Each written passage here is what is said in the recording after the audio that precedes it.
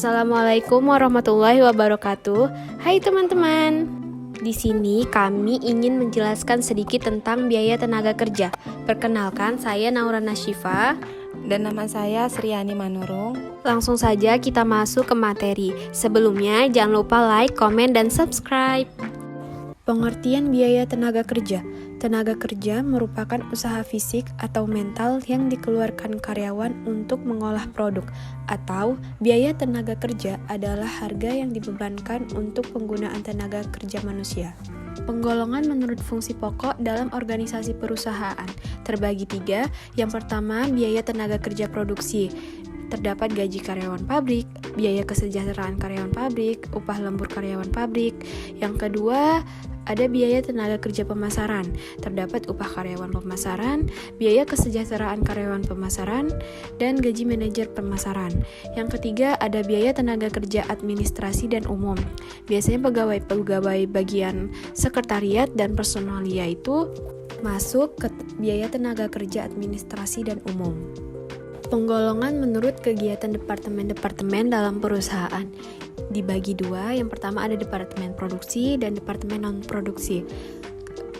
Pada departemen produksi, contohnya pada perusahaan kertas, itu ada 3 bagian. Yang pertama bagian pulp, bagian kertas, dan bagian penyempurnaan. Dan di departemen non-produksi digolongkan menjadi biaya tenaga kerja bagian akuntansi, biaya tenaga kerja bagian personalia, juga tadi biaya pemasaran masuk ke departemen non-produksi. Penggolongan menurut jenis pekerjaannya ada 3, yaitu operator, mandor, dan penyelia. Penggolongan ini digunakan sebagai dasar penetapan diferensiasi upah standar kerja. Selanjutnya, penggolongan menurut hubungannya dengan produk. Kalau upah tenaga kerja langsung diperhitungkan sebagai unsur biaya produksi, sedangkan upah tenaga kerja tidak langsung diperhitungkan sebagai unsur biaya overhead pabrik. Akuntansi biaya tenaga kerja seperti yang kita tahu terdapat 3 unsur. Yang pertama ada gaji dan upah reguler, kedua premi lembur, dan terakhir biaya-biaya berhubungan dengan tenaga kerja. Kalau gaji dan upah reguler, jumlah gaji dan upah yang disepakati sudah dikurangi dengan potongan-potongan seperti pajak penghasilan dan biaya asuransi hari tua. Berikut adalah contoh perhitungan biaya tenaga kerja. Misalkan perusahaan X hanya mempekerjakan 2 orang karyawan, Anissa dan Amira. Berdasarkan kartu hadir minggu pertama, bagian pembuat daftar gaji dan upah membuat daftar gaji dan upah untuk periode yang bersangkutan. Menurut kartu hadir, Anissa bekerja selama seminggu sebanyak 40 jam dengan upah per jam Rp1.500. Sedangkan Amira selama periode yang sama bekerja 30 jam dengan tarif upah Rp1.000. Berikut data-data menurut kartu jam kerja dan penggunaan jam hadir masing-masing karyawan tersebut. Pada upah yang harus dibayar, Anissa Rp60.000 hasil dari 40 jam dikali dengan Rp1.500 upah per jam, dan Amira Rp30.000 hasil dari 30 jam dikalikan dengan Rp1.000 per jam. Selanjutnya distribusi biaya tenaga kerja langsung. Untuk pesanan 123, Anissa mendapat Rp22.500 dan Amira Rp20.000. Hasil ini diperoleh dengan cara mengalihkan tarif upah dengan jam kerja. Untuk pesanan 188, Anissa mendapat Rp30.000 dan Amira Rp10.000. Caranya sama seperti pesanan 123. Di slide sebelumnya, Anissa bekerja dalam waktu 20 jam, lalu dikalikanlah dengan tarif upahnya Rp1.500 per jam, dan Amira bekerja selama 10 jam, lalu dikalikan dengan tarif upahnya Rp1.000 per jam. Selanjutnya dibebankan sebagai biaya overhead pabrik. Anissa Rp7.500, Amira Rp0. Terlihat di slide sebelumnya, waktu menunggu menyiapkan pekerjaan, Anissa ada 5 jam dan Amira kosong. Selanjutnya, upah minggu pertama tinggal ditotalkan dari hasil tadi, kemudian ada pajak yang dipotong oleh perusahaan sebesar 15%. Anissa 9.000 dan Amira 4.500. Diperoleh dengan mengalihkan jumlah upah masing-masing karyawan dengan pajak sebesar 15%. Kemudian dapatlah upah bersih yang diterima karyawan Anissa Rp51.000 dan Amira Rp25.500. Upah bersih di sini sudah dikurangi dengan pajak. Selanjutnya kita masuk ke pembuatan jurnal operasional. Ada 4 tahap pencatatan akuntansi biaya gaji dan upah. Tahap pertama, membuat jurnal distribusi gaji dan upah. Barang dalam proses biaya tenaga kerja sebesar Rp82.500 diperoleh dari menjumlahkan masing-masing pesanan karyawan Amira dan Anissa. Lalu biaya overhead pabrik sebesar Rp7.500 pada gaji dan upah Rp90.000.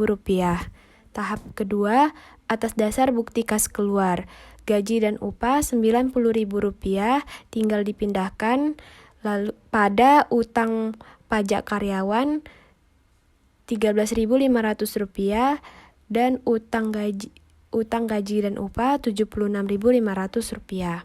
Tahap ketiga, atas dasar daftar gaji dan upah yang telah ditandatangani karyawan. Sebagai bukti telah dibayarkan upah karyawan. Utang gaji dan upah Rp76.500 pada kas Rp76.500. Tahap keempat, penyetoran pajak karyawan ke kas. Utang PPh karyawan Rp13.500 pada kas Rp13.500. Yang namanya biaya gaji dan upah itu termasuk insentif kemudian premi. Yang pertama ada insentifnya. Yang berhubungan dengan gaji dan upah, pasti perusahaan memberikan insentif kepada karyawan supaya kerjanya lebih baik.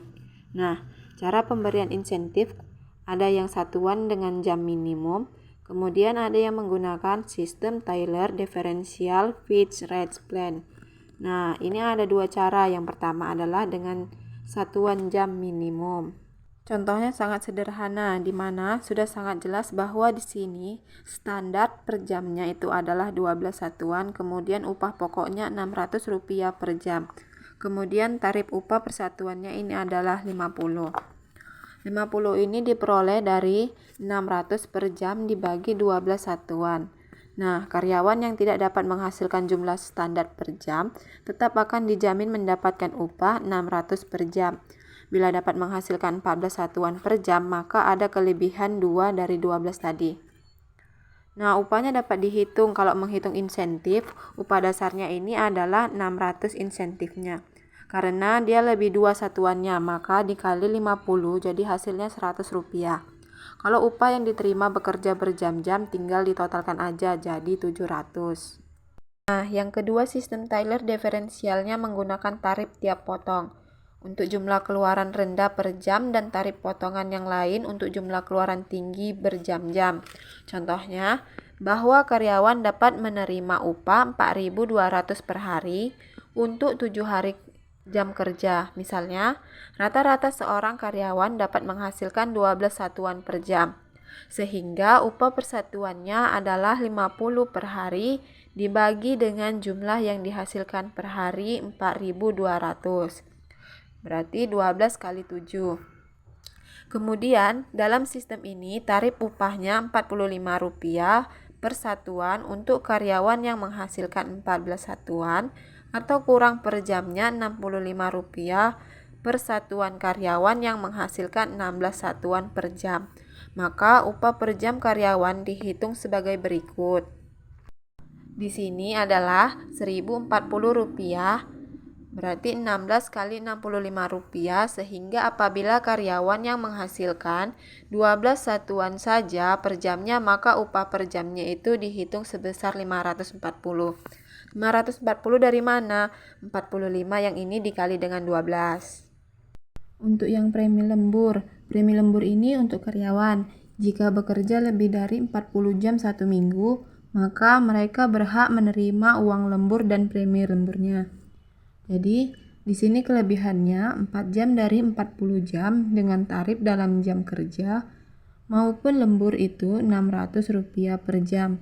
Jadi, kita menghitung premi sebesar 50% dari tarif upah. Jam biasa 40 dikali Rp600 menghasilkan Rp24.000. Lembur 4 dikali Rp600. 4 adalah kelebihan dari jam kerja reguler menghasilkan Rp2.400. Premi lembur 4 dikali Rp300. 50% dari upah reguler Rp600 per jam menghasilkan Rp1.200. Jadi Jumlah upah karyawan tinggal ditotalkan menjadi Rp27.600. Biaya-biaya yang berhubungan dengan tenaga kerja ada dua. Ada yang setup time dan ada yang idle time. Setup time adalah memberikan waktu dan jumlah untuk memulai produksi. Biaya yang dikeluarkan untuk memulai produksi disebut biaya pemula produksi atau setup cost. Ada 3 perlakuan. Yang pertama, dimasukkan ke dalam kelompok biaya tenaga kerja langsung. Yang kedua ada dimasukkan sebagai unsur biaya overhead pabrik. Dan yang ketiga dibebankan kepada pemesanan yang bersangkutan. Nah, untuk yang idle time-nya adalah biaya yang dikeluarkan selama waktu menganggur. Ini diperlakukan sebagai unsur biaya overhead pabrik. Contohnya, kalau karyawan harus bekerja 40 jam per minggu, upahnya 600 dari 40 jam kerja. Misalnya, 10 jamnya adalah waktu menganggur dan sisanya untuk mengerjakan pesanan. Maka, jurnal yang digunakan adalah 18.000 untuk biaya tenaga kerja langsungnya. Kemudian 6.000 untuk yang biaya overhead pabrik yang sesungguhnya. Hingga totalnya adalah 24.000. Untuk lebih jelasnya, barang dalam proses biaya tenaga kerja langsung Rp18.000 diperoleh dari 40 jam kerja dikurang dengan 10 jam waktu menganggur dikali Rp600 per jam. Dan biaya overhead pabrik sesungguhnya Rp6.000 diperoleh dari Rp600 dikali 10 jam waktu menganggur. Sekian materi yang dapat kami sampaikan, kurang lebihnya kami mohon maaf dan terima kasih kepada teman-teman yang sudah menonton video ini sampai habis. Langsung saja saya akhiri. Wassalamualaikum warahmatullahi wabarakatuh. Bye-bye.